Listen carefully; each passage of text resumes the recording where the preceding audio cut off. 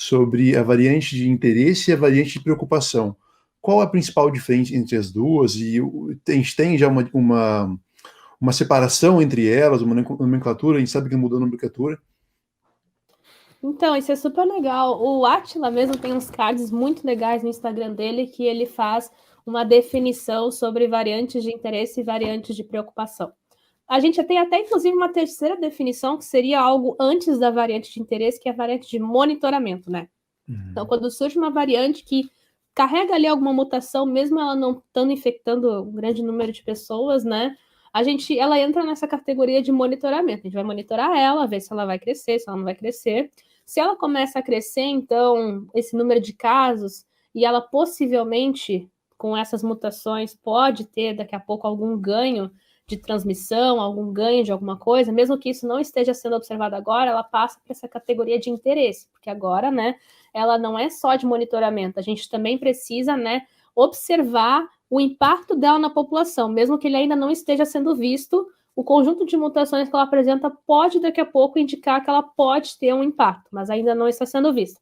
Quando a gente está vendo o impacto, por exemplo, uma variante que está se espalhando muito rapidamente, a gente já tem um indicativo de, por exemplo, que ela é mais infecciosa, que ela é mais transmissível, que ela escapa da resposta imunológica de anticorpos que, por exemplo, uma pessoa recuperada monta ou uma pessoa vacinada, né? Então, a gente tem aqui evidências, né, desse impacto dela em algum contexto, né, dentro da pandemia. Aí ela passa para ser uma variante de preocupação, porque as nossas medidas, tudo isso vai precisar se adaptar, porque a gente tem essa variante que trouxe uma adaptação, um conjunto de adaptações diferentes, e agora a gente precisa, né, não só monitorá-la, mas também, né, combatê-la, no sentido de aplicar estratégias e medidas para controlar a sua transmissão.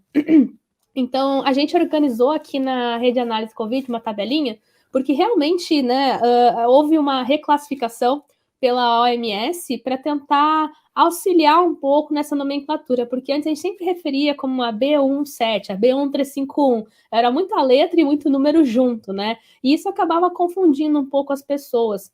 E também muita gente costumava se referir como, por exemplo, a variante brasileira, a variante indiana. E a gente sabe que quando a gente coloca nesse termo, a gente pode estar estimulando algum tipo de segregação, de preconceito, né? Existe toda uma questão quando a gente coloca que a variante ela pertence a algum lugar. E a gente tem que sempre lembrar, né, que, por exemplo, mesmo a variante tendo sido detectada na Índia, ela não necessariamente surgiu lá. Ela pode ter sido emergente, ela foi emergente e foi detectada primeiro lá, mas ela pode ter surgido em outros lugares, né? Então, para evitar toda essa situação, a OMS reclassificou utilizando o alfabeto grego, né? Então, por exemplo, a variante que antes era B117, emergente ali do Reino Unido, ela se tornou a alfa. A B1351, a beta. A P1, que a gente lida aqui no Brasil, que é a nossa variante prevalente, a gama. A variante, então, que emergiu na Índia e está se tornando a variante de dominância global, a delta. Então, alfa, beta, gama e delta são classificações para as variantes de preocupação que estão circulando no mundo, que são aquelas que realmente, né, nos preocupam por todas as adaptações que elas trazem.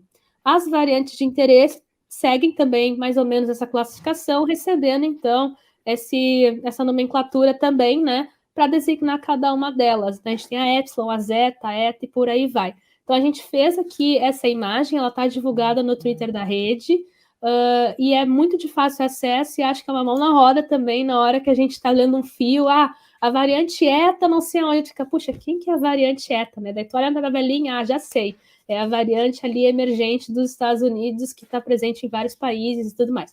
Então, tá aqui a tabelinha, né, pessoal, se vocês quiserem tirar print ou busquem lá no nosso Twitter, que ela é de fácil acesso e ajuda bastante, né, para a gente se comunicar e entender o que está acontecendo sobre essas variantes.